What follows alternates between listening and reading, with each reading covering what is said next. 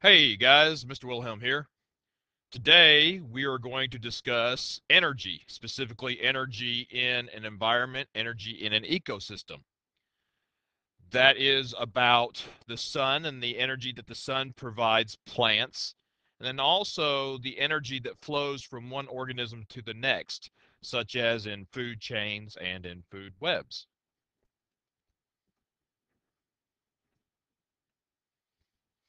To begin with, we're going to review a little bit of vocabulary that you should already know. However, if you don't, then you'll be able to pick this up pretty quickly. And for those of you that do know this, then it should start bringing things back to you and helping you remember. A producer. A producer is an organism that can make its own food. These are also known as autotrophs. Auto is self. Auto means it can be done on its own. Okay. If you write an autobiography, that means you're writing a book about yourself. An autotroph is an organism that can make its own food. These are usually plants. They can use the sun's light to create food for themselves. These are producers. They produce food.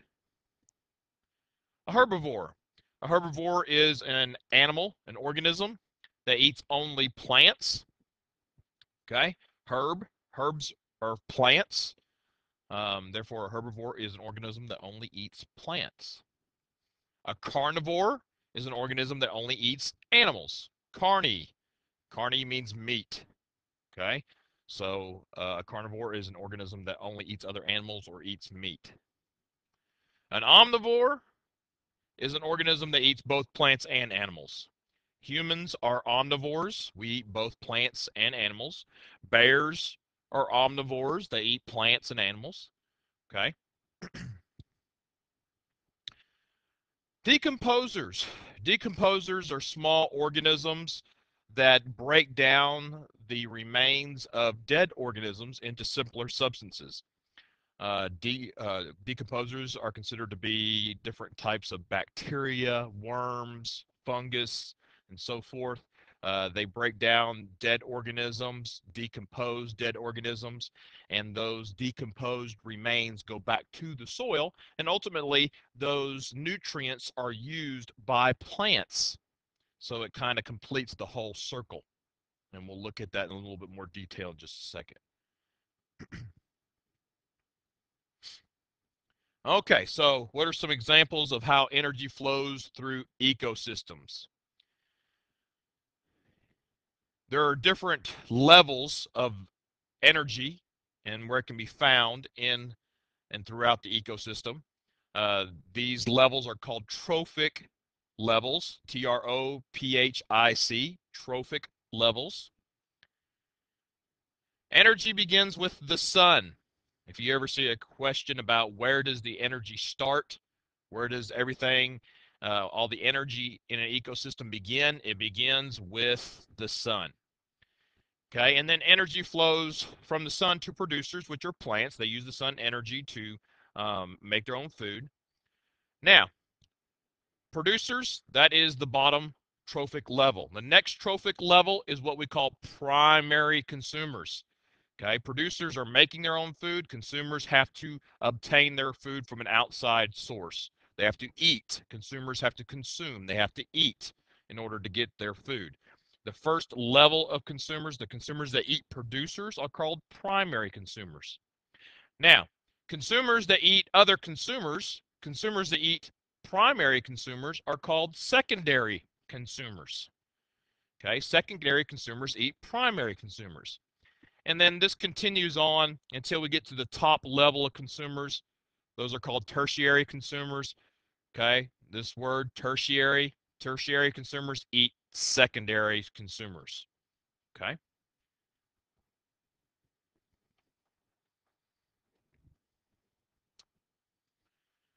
Now, a single line like the one you're seeing right now is called a food chain. It's a direct line. There are direct links in this chain. Okay, it's a straight line, if you will. Okay, that is a food chain. That is slightly different from a food web. A food web which also includes the decomposers, is not just like a simple line like you see here, but it is where all of the different organisms start to overlap. Okay, so we have the sun. Start off with the sun.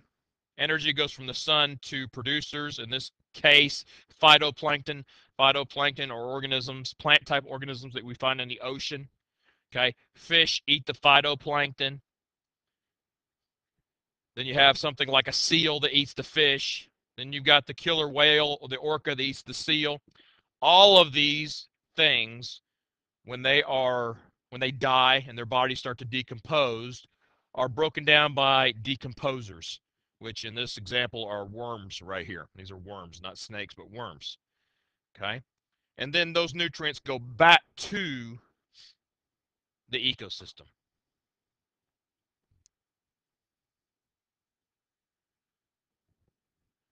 Okay, so a little bit more about food chains.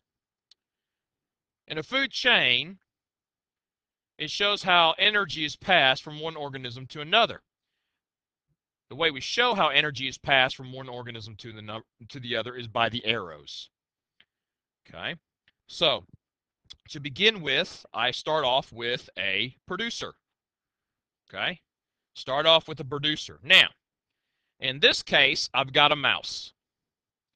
Okay, got the mouse. The mouse eats the plants. Okay, the mouse eats the plants. So all of the food that is in and all that energy that is in that plant goes to the mouse. That's the direction the arrow is showing us. The arrow is not showing us who eats who. The arrow is showing us where the energy is going.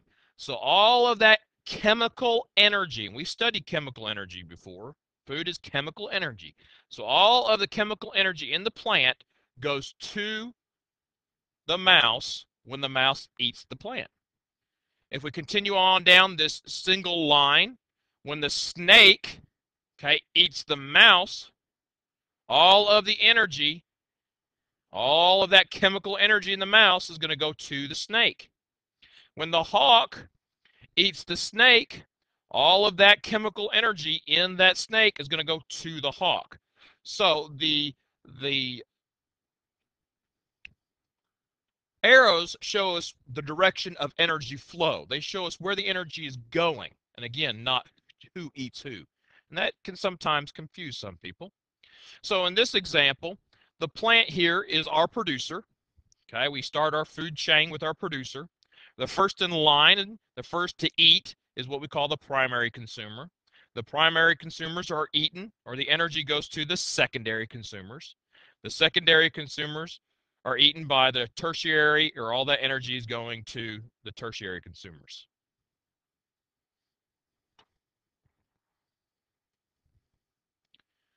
And again, we mentioned this earlier, producers are also called autotrophs, and consumers are called heterotrophs. Okay? Producers can make their own food. Consumers have to get their food from an outside source. So producers are called autotrophs. Consumers are called heterotrophs.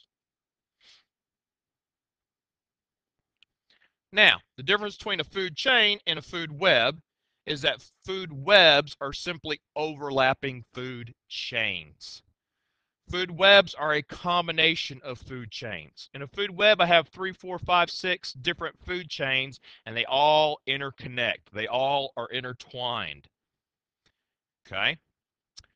In a food web or even a food chain, prey are the animals that get hunted versus predators are the organisms that are doing the hunting.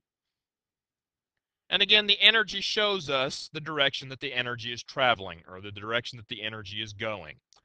So here is a food web.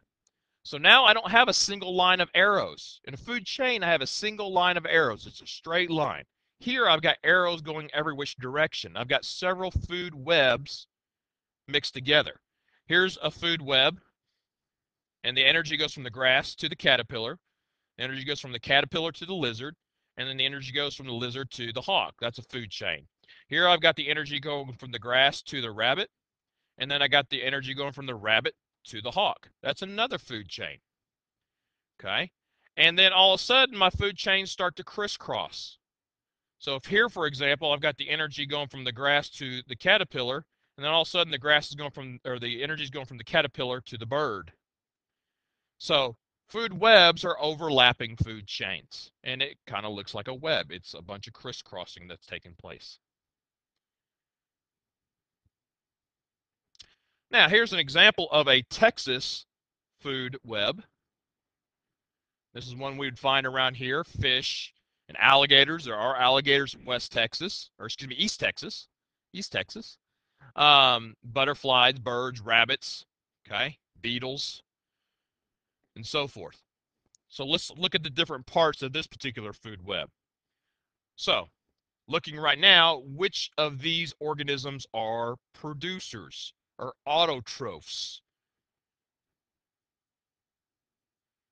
Okay, in this example, I've got three. I've got the leaves up here. I've got the algae. Algae is a water plant, water autotroph. And I've got the sunflower. So those are my three producers in the Texas food web. Okay. Which of these guys are primary consumers? Remember, primary consumers are the first in line. They're the ones that are going to eat the producers. Now, I can go ahead and look at my arrows. Where are my arrows at? Well, I've got arrows going from the sunflower to the cricket, got arrows going from the sunflower to the beetle, got arrows going from the leaves to the rabbit, and also the leaves to the cricket. There's my energy flow, and the leaves to the butterfly. I've got the arrows going from the algae to the fish. So which one of these would you think would be the primary consumers? It's where the energy is going. It's going from the producer to the primary consumers. And there we have it, the ones we already identified. Okay, we got the cricket and the rabbit and the butterfly, the beetle and the fish. Then we have secondary consumers. Secondary consumers are the ones that are eating the primary consumers. Again, look for your arrows going from the primary consumers to the secondary consumers. So here, for example, I've got the beetle being a primary consumer and the energy is going to the frog. And the rabbit being a primary consumer and the energy is going to the snake. Okay? And I've got the fish being a primary consumer and the energy going to the alligator. Okay? And I've got some others, such as the butterfly being a primary consumer and going to the bird. So which of these are secondary consumers? Again, the one we identified.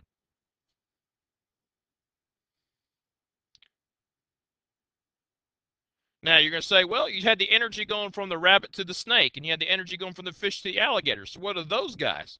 Well, those guys are our tertiary consumers. These are the guys that are on top of the food web, on top of the food chain.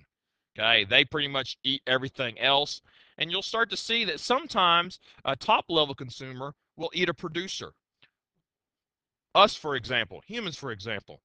We're not only tertiary consumers, but we're also primary consumers. We eat lettuce and we eat different plants and vegetables and so forth, but we also eat meat. We're at the top of our food chain and food web, but we do eat prime producers. So we can be considered to be tertiary consumers. We can be considered also to be primary consumers. So there's not always one way. There's multiple ways to look at it.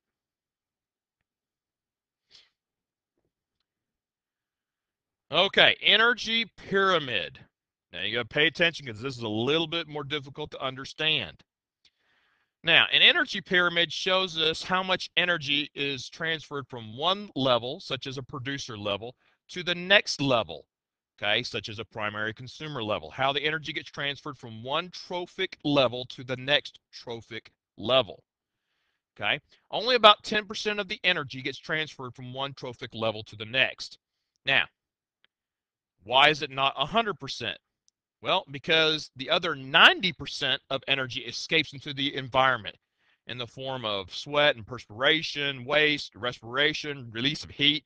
A lot of it is in the form of heat. So whenever energy is transferred from the grass to the cricket, that energy transfer is not 100% clean. Some of that energy is essentially wasted or lost. Only 10% of that energy goes on. So if we look at what we call a food pyramid or an energy pyramid, you see that the vast majority of the energy in the energy pyramid is at the bottom, in the producer level, down here at the bottom. That's in the form of trees and grasses. That's where the vast majority of the organisms on Earth are also located. There are more plants on this Earth than any other type of animal. Now, as we move up the pyramid, you're going to see that the levels of the pyramid get smaller because some of that energy is being lost. So there's more energy in the producer level, the bottom level, than there is at the next level up, which would be herbivores, our primary consumers. That level's a little bit smaller. As we continue to move up, to our secondary consumers, our triangle, our little piece of the pie gets a little bit smaller. And then when we get to the top, the triangle is the smallest. That's where there's the least amount of energy. Every single time we go from one trophic level to the next, so we start here at the bottom, every single time we move up the energy pyramid, only 10% of that energy is moving upwards. The other 90% is being lost into the environment. Heat, into the environment. So the energy pyramid shows us where all the energy is, which is in the producer level. And it also shows us where all the energy is not, which is at the tertiary consumer level, the highest level consumer. And that's also where we have the fewest levels, or the fewest number of consumers. There's fewer tertiary consumers than there are any other type of consumers. There's way more producers than there is tertiary consumers. There's also way more primary consumers. And remember, primary consumers can also be like insects, and birds and rabbits and all those small lizards and reptiles and animals. So there's way more primary consumers than there are tertiary consumers. So that is the energy pyramid. Big thing to remember here is that as you go up, the levels get smaller because not all the energy is transferred from one level to the next. Energy is lost when those things eat each other. All right, so let's do a little bit of a learning check, see how we're doing at this point. So here is a food web, it's a desert food web, in this park, Joshua Tree National Park. Which organisms are both secondary and tertiary consumers in this desert food web? So you're looking at the energy and where the arrows are pointing. We're looking for secondary and tertiary. So which organisms are both? Okay, so if I answer this question, I can go ahead and look at the bottom. The Joshua Tree, that's going to be my producer.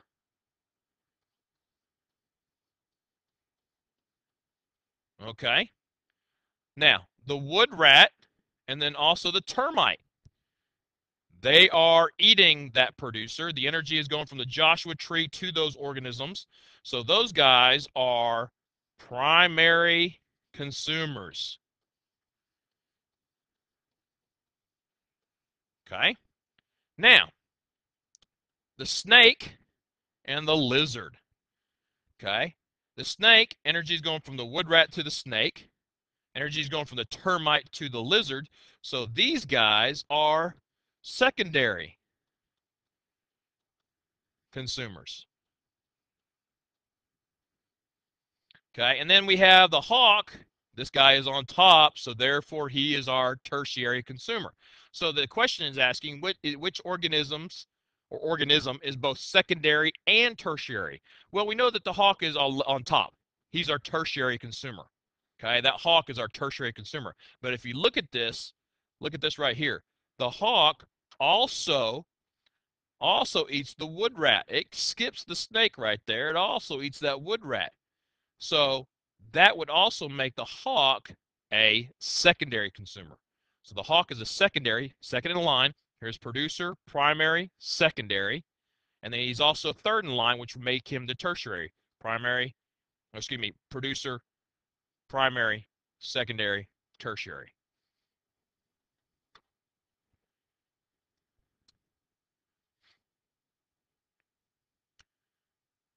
All right, here's another question using the same food web. What would happen if the lizard population became extinct? If we took the lizard out of this scenario, he's gone. What would you think would happen to this particular food web? Look at what the lizard eats and also look at what eats the lizard. Okay? You have the hawk. The hawk eats the lizard, but is that the only thing the hawk eats? No, that's not the only thing he eats, but he does eat the lizard. Okay? If you took him out, would the hawk starve to death? Probably not, because the hawk has still got the snake and the hawk has still got the wood rat. Okay? What about the moth? Okay, the lizard eats the moth. What happens if there's nothing around to eat the moth or there's nothing around to eat the termite? Okay, let's look and see what happens in that particular situation. So, the hawk and the snake population would probably decrease.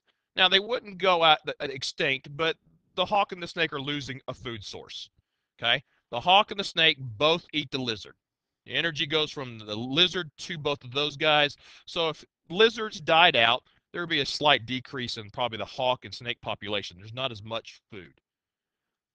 Also, the termite moth population would probably increase because there's nothing to eat the termite and the moth. Okay, they don't have a predator anymore. There's nothing to keep them in check.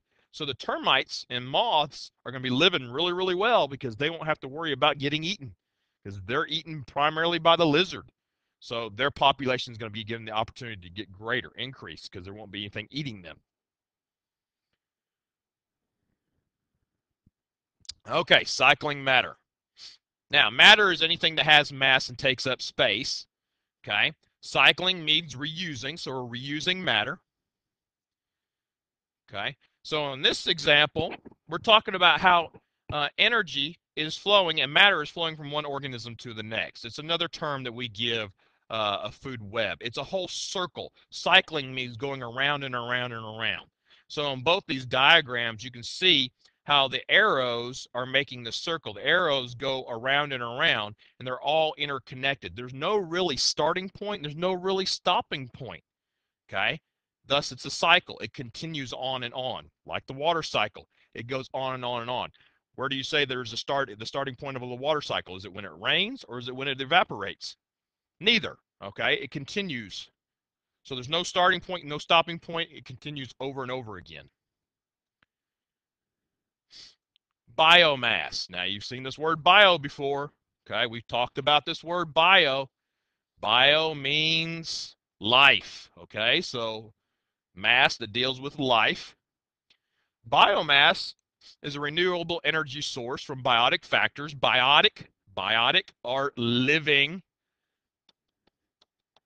factors, okay, such as plants and animals, okay, usually thought of as being as trash, coal, petroleum, gasoline. These are all materials that come from living things. Therefore, we call them biomass. Okay, it's energy. And it's like using firewood, okay? Burning corn. Corn is also, when you break it down, you might see it in some cases is also known as ethanol, okay? Corn, turning corn into a fuel for cars. That's biomass. Using living resources, living material things for fuels to either power our cars or warm our homes or whatever it may be, okay? That's biomass. Some examples of biomass are wood, crops, garbage, okay? Alcohol fuels, which come from grapes and other fruits and vegetables, okay? So these are all types of biomass. There are substances that we can use, living substances that we can use in the environment as a fuel.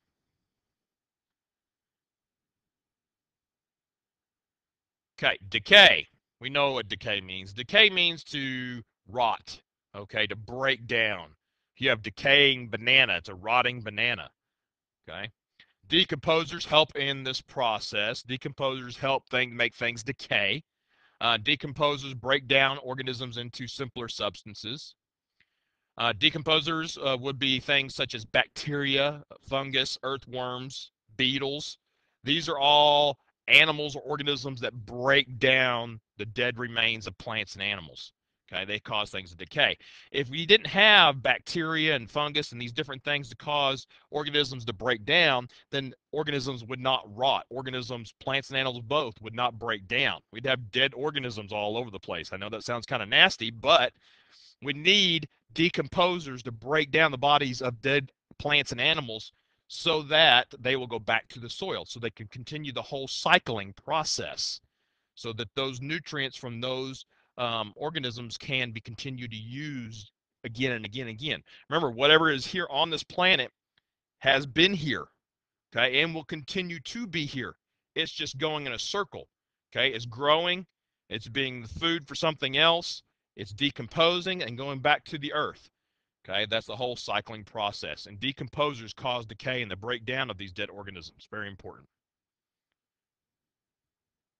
Compost. Now, composting is when something collects some living factors, biotic factors, okay, and they decompose, and then we use that decomposed matter for our own benefit, okay.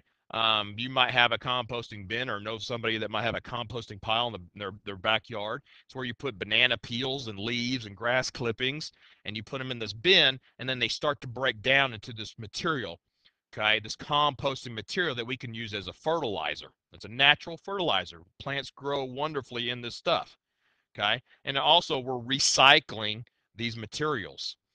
This is usually called humus, okay? It's a result of composting. It's a dark soil-like mixture, okay?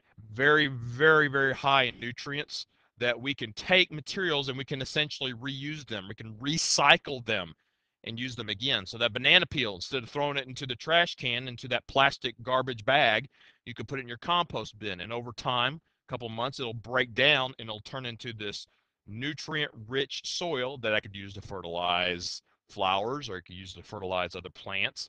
Okay, composting is a way to reuse the materials that we have. Here's an example of a composting bin that you might find in your backyard. Okay, it's just a pile. Some are enclosed. We have a composting bin outside the school that we're going to take a closer look at. Has all these dead materials in them. They're broken down, and they don't stink. They don't smell. There's no odor. It's very, very clean. Okay, because all of that decaying and rotting material, it's not rotting anymore. It's broken down to the final process. Okay, it's gone back to the earth in a soil-like material, so they can be used to recycle and continue the cycle for plants and so forth. Organisms help in the composting process, such as worms, like in the picture, worms. And if you have a composting bin, you'd add worms and other microorganisms to work on that composting process, and they help break down those materials.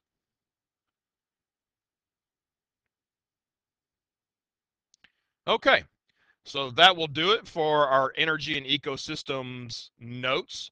I hope you paid attention. Obviously, if you need to go back and listen to something again, I hope you do so.